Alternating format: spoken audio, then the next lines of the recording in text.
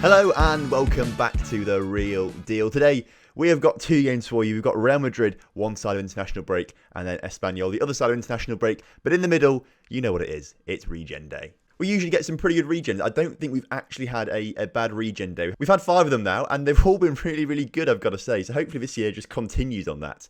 I'm really hoping for someone who's like 16 years old and is going to slot into the first team immediately. Like, I want a 3-star current ability sort of player coming through. That would be amazing.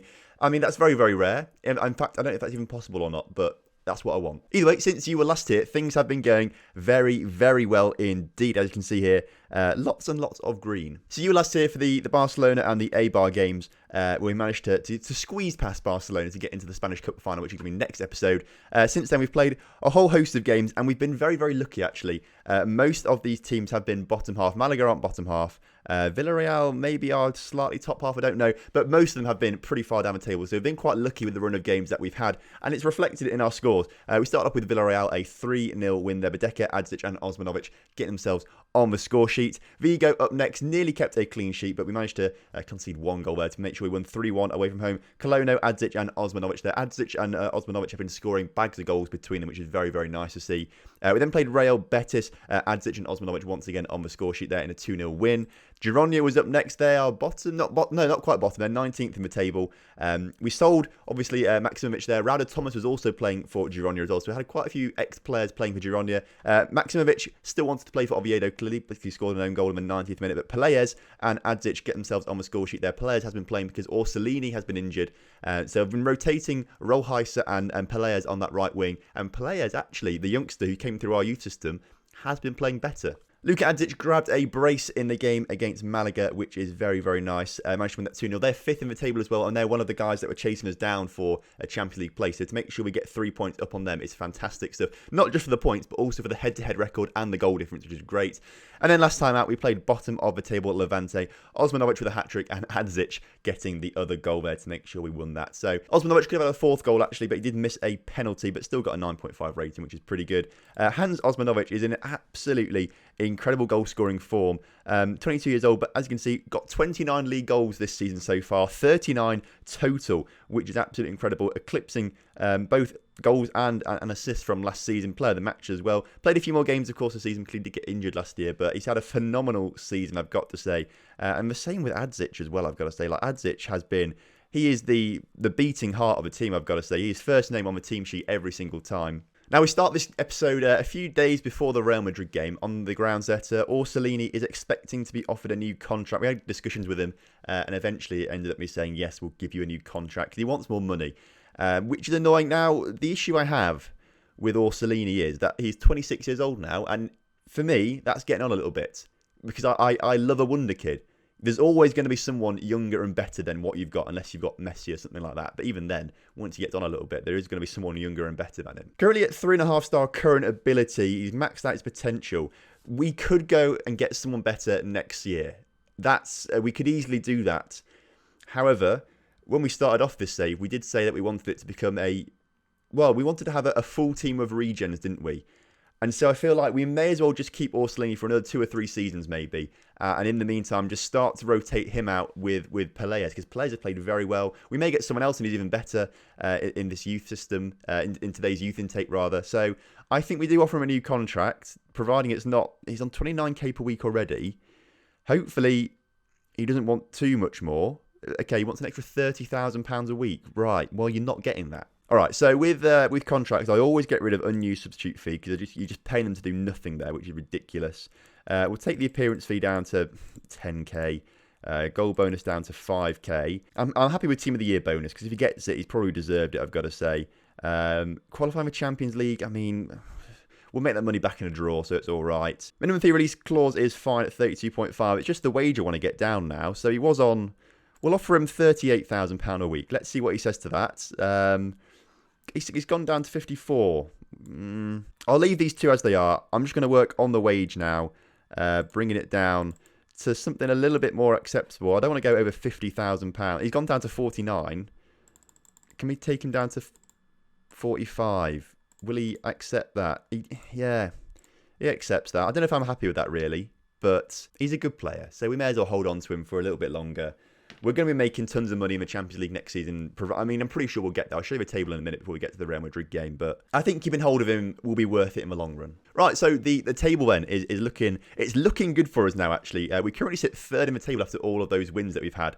5 points ahead of Real Madrid, which is very, very nice. Still 10 points behind Atletico and Barcelona. Again, we're not going to catch them up with 9 games to go, I think, maybe. We're also 10 points ahead of Malaga and a good 15 points ahead of Las Palmas. So I'm pretty confident that, unless we just capitulate towards the end of the season, we should be getting Champions League football come the end of the season, which is very, very nice to see. Right then, here we go. We are at the match. We're going to stick with this formation. We're not going to go 5 at the back because when we've used 5 at the back recently, it just has not worked for us. So I think we stick with this, although we'll leave Dad in the squad, but we'll bring Habo in for Toussaint. And actually, no, we'll leave Dad on. We'll leave Dad on the pitch. Orsolini is now back from his injury, so we'll put him on instead of Pelaez. But Pelaez has played better than Rojas, so I'm going to leave Pelaez on the bench for now. Other than that, I'm pretty happy with that team. So Burke, Cucurella, Verba, Diaz, Actually, no, we'll bring Romero back on for Diaz, obviously. Habo, Dad, Colono in the middle, Adzic, Orsolini, and Osmanovic. So it's a pretty decent side, I've got to say. I'm confident that this side can go to Madrid and get something. That something will probably be a loss, but we can hope and pray for a draw. Right then, kickoff is upon us here at the Santiago Bernabeu, and we're looking strong. We've got a very, very good run of form recently. We're ahead of Real Madrid by 5 points, so technically we could take a loss today, and it wouldn't be that detrimental to us and our Champions League hopes. But of course, because we've had such a good run of form, I'd like to continue it, especially with the cup final coming up in the next few weeks. That'd be great. Madrid, though, having other ideas, as Isco comes very, very close to scoring there in the opening highlight of the game 8 minutes in. Real Madrid coming forward once again, right after that highlight, actually, and puts it in towards Dybala, and they have managed to score. I think the ball Dybala played it back, actually. He's got the assist. Kovacic gets the goal in the end, which is a little bit annoying, I've got to say. That was a very cheap goal to give away. We should have dealt with that at the back a lot more than we actually did. And we go 1-0 down, which isn't great. And apparently we need to retain more possession. So, I mean, I dread to look at the possession stat. I mean, oh, God, okay. 65-35. That is really... I'm not very good at possession tactics. I'll just say that now. I'm not very good at possession tactics. I mean, they're coming forward again. Kovacic once again on the ball, coming down this right-hand side of the pitch for them now. Tries to get his crossing, but Dad with a great tackle. That's never going to not make me laugh, saying Dad. Osmanovic now puts through Adzic, who is through behind the defence, manages to squeeze it past Donnarumma, and with our first shot of the game, we bring the score back to 1-1. Burke with a goal kick now, up towards no one, basically. Real Madrid have got the ball back, and now Julian Brandt can bring it down. Looking for Isco again, who's still looking very dangerous to go. He gets tackled by Habo, and Dad puts up towards Osmanovic, who's got 4 players around him, but manages to nearly squeeze past everyone. Pogba makes a tackle in the end, and now Asensio can come forward, but Habo again with a huge tackle, doing his job as that ball-winning midfielder in that CDM position. Adzic now collects the ball, plays it back to Verba, who puts it up towards Osmanovic, who's got the pace to get in behind the defence, gets there, has his shot, but Donnarumma makes the save. I've got to say, from the chances that I've seen, I think Real Madrid actually are still better off than us, I've got to say. But we've got a corner now. Adzic puts it in, cleared behind. Now, what is this highlight for? Adzic with another attempt, again cleared, but Habo on the edge of the area can unleash them. He does that time as well. Absolute pile driver. Donnarumma was in the way, though, unfortunately. Throw in for us then in the attacking third. Cucurella's cross, not very good. Goes straight to Theo at the back post, and now Julian Brandt can come forward. His ball towards Dybala, not the best. Verb makes the interception, and Romero hoofs it up the field, and Osmanovic with the pace again puts it underneath Donnarumma, and we have taken the lead in this game against the run of play. Very, very much against the run of play if you look at the stats, but we've taken the lead away to Madrid. What a result this could turn out to be. We're also the last game to kick off this game week as well. So whatever you see of the table right now is how it's going to finish this week. They've just equalised, though. Kovacic again with the goal, which is very, very frustrating. But I've got to say, we're in this game, at least. It's 2-2 still, nearly at half-time. It's a good show. I'm also just very aware that I just did not take in half-time there. I think I just pressed continue without even realising that we're now in the 51st minute for some reason, as Dad nearly scores there against Donnarumma. I must have completely just forgotten about half-time and absolutely blanked it. Don't do a team talk or anything, I don't think. But we seem to do all right without the team talk. So maybe that's where we go wrong. It's me doing team talk. Because Adzic, is that fouled in the area? Oh, the referee's not given the penalty. I thought that could have been a penalty for us, but unfortunately not. Riccardo Orsolini really not having a good game out there. So I think it's time to unleash Pelaez onto the pitch. Also, Cucurella's not playing very well. So we'll bring Diego Gonzalez on for him, first of all. But then Pelaez is going to come on for Orsolini as a winger on support. He's scored goals. He's got 1 or 2 assists as well. So I'm confident that he'll be able to do something today against Real Madrid. I think next season we just get all our best youth regens and we just make them our benched players, basically. What? Wow, why is that a penalty?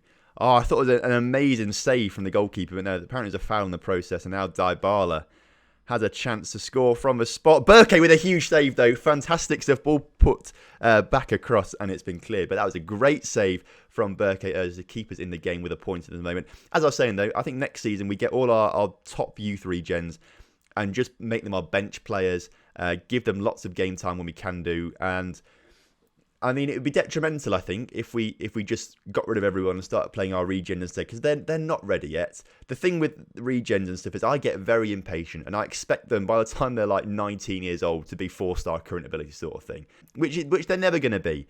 Maybe in the very rare instance one will be, but I get very, very impatient with them. So I think next season we'll just do that anyway. We may even start Pelaez and people. We may even start Diaz and stuff. They've had enough game time and stuff to know that they probably could start. Free kick on the edge of the area. Pogba with it. Ooh, takes it. That's one off a training ground. That was nearly could have been a great goal for Madrid. The ball forward isn't great. Romero clears it up towards Osman, but Carvajal beats him to it. He plays it out to Vallejo. And they're trying to play it down this right-hand side of the pitch now. Asensio back central towards Pogba. His ball was rubbish. The youth makes interception. Now, can we get a counter-attack? No, because Colono can't pass the ball. Although Habo might be able to pass the ball backwards up towards Werber, who passes it towards Osmanovic, who's through in behind and should have really done a lot better with that opportunity. Instead, puts it high and wide. Cristiano Ronaldo still playing. I can't click on him because it's just bugged out the start of the screen in-game for whatever reason. But he's still playing. He must be nearly 40 years old on this now, because this is 2023. And he's what? He must be 33 at the moment. So this is 6. He must be 39 or nearly 40 in this game, which is crazy. Pelaez now with a chance to put a cross into the area, pass it to the youth. Instead, he puts it into Colono. Osmanovic can't quite get there. And I was no, don't do. Not like this in the 89th minute. Oh, good save from Berkeyerza. And there we go, full time. 2-2 is a pretty decent result, I've got to say. Especially with saving a penalty as well. I will take that 2-2 result against Real Madrid all day, especially as we're playing a very attacking formation there. We should have probably taken it down towards like control or standard. We've kept it on attacking actually, which probably may not have been the best idea, especially we could have lost that by a long way. But how old is Cristiano Ronaldo? I want to know how old he is in this game. He must be nearly 40 years old, and yet is still at Madrid. Cristiano Ronaldo, 38 in this at the moment, still on nearly $500,000 a week. Gareth Bale still there as well, 33 years old, still a young man, but still not very good apparently though. He wouldn't get into my team, I've got to tell you that. 8 games in a row now without losing is pretty good. We've now got international break, so I'm going to go away for international break, and we'll come back when the regens come in. We'll look at them, then we'll go away again, and then come back for the Espanyol game. Didn't have to wait too long actually for these regens to come through.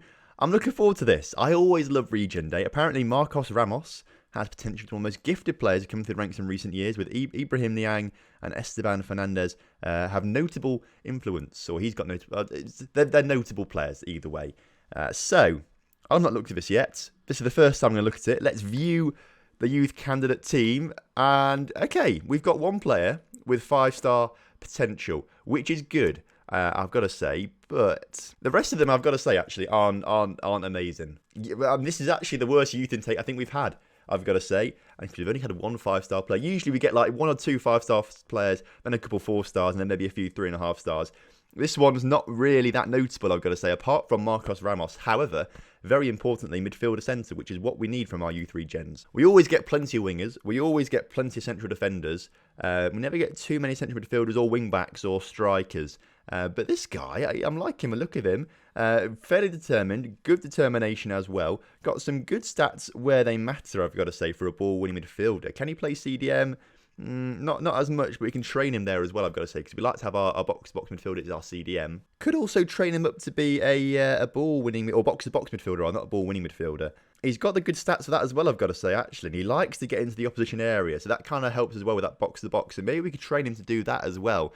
But I'm liking what I'm seeing from Marcos Ramos. We'll take a quick look at Omar as well. He's the other notable person in there. Niang as well was also mentioned, wasn't he? Niang is a left back. We've got a good left back already, actually, I've got to say. Jonathan Cano is our good left back. But Omar, midfielder left, we could try and train to become a winger. But I don't think, I mean, he's got very low determination as well. It says there in his personality, low determination. So I don't think he's going to develop all that well personally, but you know, he could be decent. We could get it wrong about him. I don't know. Yeah, it's not the best. I've got to say, not the best. But I'm looking forward to Marcos Ramos. He looks very, very good. 15 years old, I've got to say. Right, so we're here now at the Espanyol game. Finally, we need to make a few changes. International break has just happened. Cologno's obviously just played. He looks very tired out there. So Badeka is also kind of looking a bit tired out there, but we'll bring him on anyway in that midfield. Although, if he's looking a bit tired, we could bring Habo up there.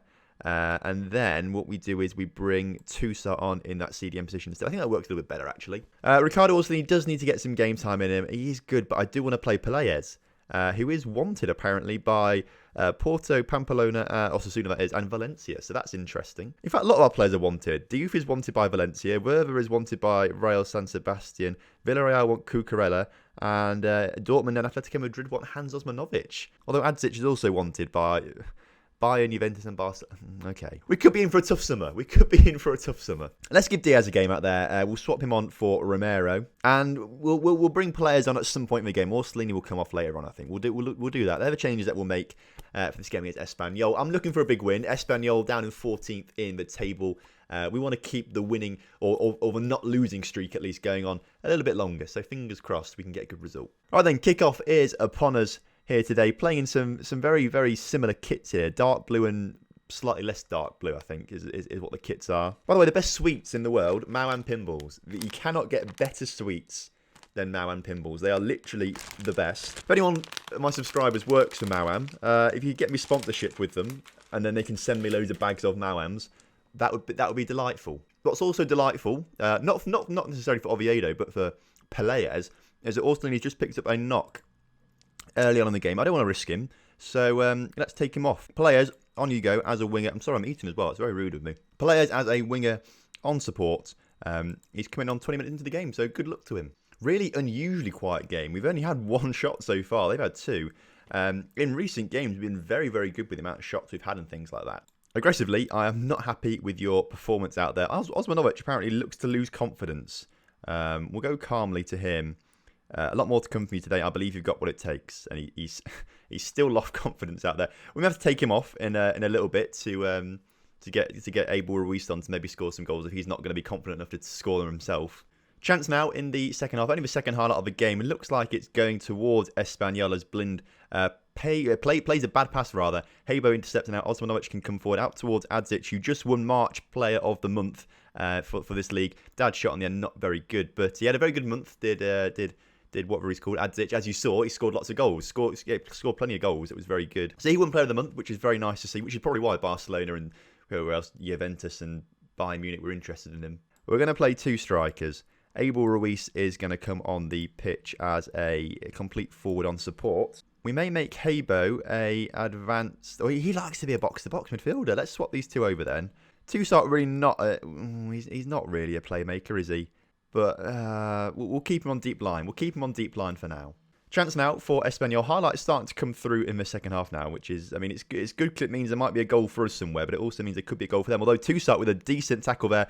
Abel Ruiz with a great ball through to Osmanovic, but apparently the defender just got there in the way. It said down in the commentary, and Blanca, the goalkeeper, collects it. Plays a risky ball, actually, right to their defender, who was in between our two strikers. And now here come Espanyol, trying to get something out of this game by coming through the right-hand side of the pitch. A great ball through to Jovic there, who puts it into the middle, and we're down. We're down in this game, which is not how the script was meant to go. I think Toussaint's got to come off the pitch. Cologno, although is tired, is going to have to come on as that roaming playmaker. See if he can just create something. He's a genius on the ball. He's a genius on the ball. He's 5-star current ability. So if anyone can do something with the ball to try and get us a goal, it's going to be him. Abel Ruiz, though, with a chance now to come forward. He's got a bit of a knock apparently, but we've got plenty of men forward now. Adzic just needs to get the ball in. Habo gets it across. Abel Ruiz didn't move when he should have done, and that's perhaps his injury that's hampering him there. But the corner comes in and it's cleared away. Pelaez does win the ball. He tries the cross, but it didn't quite work out. We've got 2 minutes, 4 minutes at a time to do something. Push forward. This is not happening. Oh, it has happened. We've lost. We've lost. That is unusual for me to say. We have lost that. Aggressive. That was not good enough. I'm afraid out there, boys. Really not good enough. At home as well. I mean, we wasn't even away. It was at home. Well, that was not expected. Also, Abel Ruiz out for 6 to 8 days. Orsolini out for 1 to 3 days. Abel Ruiz will end his goal drought, apparently. I'm not sure they will. He's been very prolific this season. 4 goals total, including one in the Champions League as well at some point. So he's not been that great. But he was only here to be backup anyway. He was only here to be backup. And that was 8 games without losing before we lose to Espanyol. So still things are looking pretty good out there. It's still a good run of form. We're still Champions League. We still should get Champions League, I think. Next episode is going to be the Valencia game, just the Valencia game on its own. For the Spanish Cup final, because that's going to be a huge game, so we'll have to get suited and booted for that, and then after that we'll do the Coruña and Valencia game, I imagine, for the last episode of the season. So thank you very much for watching today's episode. I hope you have enjoyed it. If you have done, make sure you drop a like on the video, subscribe to the channel if you're new around here, and I will see you next time for some more Real Deal.